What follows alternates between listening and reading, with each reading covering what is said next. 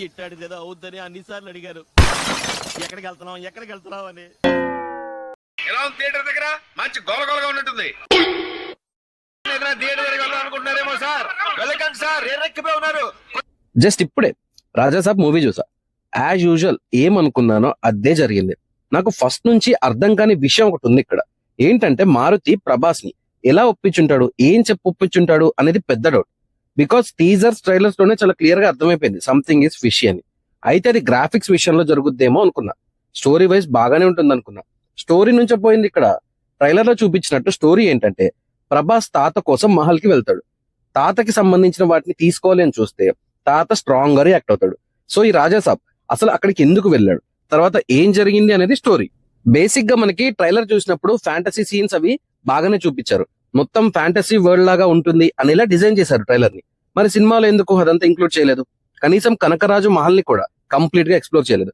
సగం రూమ్స్ కి ఆ తలుపులకి తాళాలు వేసే ఉన్నాయి. ఇంకా మారుతి గారు నిజంగానే మీరు కొద్ది రోజులు బయటికి రాకపోవడమే మంచిది. ఇవాళంటే డే 1 కనుక బాగానే ఉంటుంది, రేపటి నుంచి స్టార్ట్ అవుతుంది. అసలు ఇది ఒక పెద్ద హీరోతో తీసే సినిమానా అనే దగ్గర నాకు క్వశ్చన్ స్టార్ట్ అయింది. అంటే స్టోరీకి పెద్ద హీరో చిన్న హీరో అని ఉండదు, but pan India level release అంటే కంటెంట్ ఉండాలా వద్దా? మరి ఏం కంటెంట్ ఉందని ఇంత బడ్జెట్ పెట్టారు? అసలు 400 crores అవడానికి ఛాన్స్ ఏంటి? క్లైమాక్స్ లో తగలెట్టింది రియల్ కరెన్సీనా? అలా అవుతే తప్ప 400 crores వర్త్ ఎక్కడా కనపడలా. ఈ రివ్యూ చూస్తున్న వాళ్ళలో సినిమా చూసిన వాళ్ళు ఉంటే మీరు అబ్జర్వ్ చేశారో లేదో చెప్పండి. ఫస్ట్ హాఫ్ లో ఆల్మోస్ట్ సీన్స్ లో, సాంగ్స్ లో అండ్ సెకండ్ హాఫ్ లో కూడా ప్రభాస్ ఫేస్ ని డిఏజింగ్ అంటారు ఏమంటారు, కానీ ప్రభాస్ ఫేస్ కి బాడీకి సంబంధం ఉండదు. అంటే ఫేస్ అతికిచ్చినట్టు ఉంటుంది. నేనైతే అట్లీస్ట్ 20 సీన్స్ వరకు చూసా. సగం సాంగ్స్ మొత్తం అదే. దీనికే అయి ఉంటాయి 400 crores. సరే పోనీ India's biggest fantasy horror movie అన్నారు కదా, సరే అక్కడక్కడ ఫ్యాంటసీ అయినా కనిపించింది, మరి హారర్ ఎక్కడా ఉంది అని మీరు అనుకున్నారా? అసలు స్టోరీ ఏంటి? బామ్మ కోసం తాతని తీసుకొని రావాలి, ఇది కదా యాక్చువల్ స్టోరీ. దీనికి 3 హీరోయిన్లు ఎందుకు? అసలు ఒక్కరికైనా స్కోప్ ఉందా సినిమాలో? స్టోరీకి ఒక్కరే అన్నెసెసరీ అనుకుంటే ముగ్గురు ఎందుకు పెట్టాలి? సరే వాళ్ళకు మంచి ఎమోషన్ ని కానీ లేక వాళ్ళని యూజ్ చేసుకుని హారర్ ని కానీ క్రియేట్ చేశారా? అది కూడా లేదు కదా.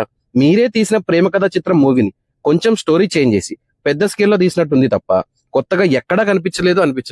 యాక్చువల్లీ మారుతి గారు ముందే చెప్పారు, బ్యాక్ సైడ్ వ్యూ ఉండే షార్ట్స్ అన్ని వేరే వాళ్ళతో షూట్ చేసాం, హీరో టైం వేస్ట్ కాకుండా అని. మరి ఫ్రంట్ కూడా అలానే చేశారా? ఫేస్ ఎందుకు అతికించారు? పోనీ అక్కడ ఏమైనా క్రిటికల్ సీన్ గానీ ఫైట్ గానీ జరుగుతుందా? సాంగ్ మారుతి గారు అది సాంగ్, అందులో ఎందుకు డిఏజింగ్ లాంటివి ట్రై చేశారు? అసలు ట్రైలర్ లో మనం ఏం చూసామో అవి కాకుండా కొత్తగా ఒక్క ఫ్యాంటసీ సీన్ కూడా లేదు మూవీలో. ట్రైలర్ లో బావిలోంచి ఒక క్రియేచర్ వస్తుంది కదా, అది ట్రైలర్ లోనే ఎక్కువసేపు కనిపించింది సినిమాలో కన్నా. ఫస్ట్ హాఫ్ అంతా టైం వేస్ట్, ఏముండదు. స్టోరీ ఎక్కడ స్టార్ట్ అయిందో అక్కడే ఉంటది. అసలు ప్రోగ్రెషన్ అనేది లేకుండా పోయింది. మళ్ళీ సెకండ్ హాఫ్ కూడా అంతే. లాస్ట్ 30 minutes తప్ప మిగతా మూవీ అంతా ప్రిడిక్టబుల్ గానే ఉంది. 30 minutes ప్రిడిక్ట్ చేసేలా లేదా అంటే అది కూడా అలానే ఉంది. కానీ క్లైమాక్స్ పోర్షన్స్ కనుక సీక్వెన్స్ కొంచెం హై ఉంటాయి అంతే. అసలు 3+ hours అనే ఐడియానే ఫస్ట్ బ్యాక్ డ్రాప్ ఈ మూవీకి. బికాస్ స్టోరీ లేదు, లేని దాన్ని లాగారు. అసలే లెంతీ అంటే అందులో లాగ్ కలిసింది. పోస్ట్ క్రెడిట్ సీన్ లో వస్తుంది మనం చాలా వెయిట్ చేసిన జోకర్ సీన్. రాజాసాబ్ సర్కస్ అని పార్ట్ 2 అనౌన్స్ చేశారు. అసలు ఇదే కష్టం, మళ్ళీ పార్ట్ 2 అవసరమా? తమనన్నా ఏం సాంగ్స్ అన్నవి? ప్రభాస్ లాంటి హీరోకి ఇవ్వాల్సిన ఆల్బమ్ అది. ఇక బీజిఎం అంటే అన్నకు ఒకటే తెలుసు, సౌండ్ చాలా హై ఉండాలి, బేస్ రావాలి, అంతే తప్ప డిఫరెంట్ ట్యూన్స్ ఇవ్వాలి, సీన్ కి తగ్గ స్కోర్ సీన్ ని ఎలివేట్ చేస్తాయి అని కంప్లీట్ గా మర్చిపోయాడు. హై మూమెంట్స్ అంటే అది బ్యాక్గ్రౌండ్ స్కోర్ వల్లనే వస్తుంది. అలా అని బాక్సులు పగిలేలా కొడితే రాదన్నా, ఉండదలా. సాంగ్ కానీ బీజిఎం కానీ క్లియర్ గా అర్థం అవ్వాలి. ఎమర్జెన్సీలో ఉన్నట్టు పరిగెట్టకూడదు లిరిక్స్ అనేవి. ఇంకా పాజిటివ్స్ అంటే అది డెఫినెట్ గా ప్రభాస్.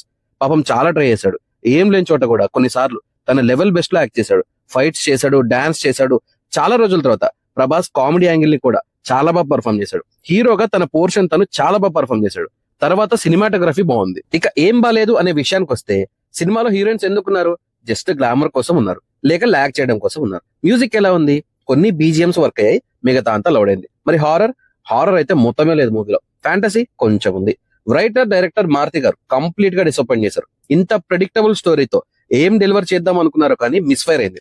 ఒక్కటైతే నిజం, మా ఫేవరెట్ హీరోల మూవీస్ హిట్ అవుతాయి అనుకుని 3 hours స్పెండ్ చేయడానికి మేము రెడీ, కానీ మమ్మల్ని 3 hours ఎంటర్టైన్ చేయడానికి హీరో మీకు 1 year టైం ఇస్తున్నాడు. సో కొంచెం కొత్త సబ్జెక్ట్స్ రాసుకోగలిగితే బెటర్.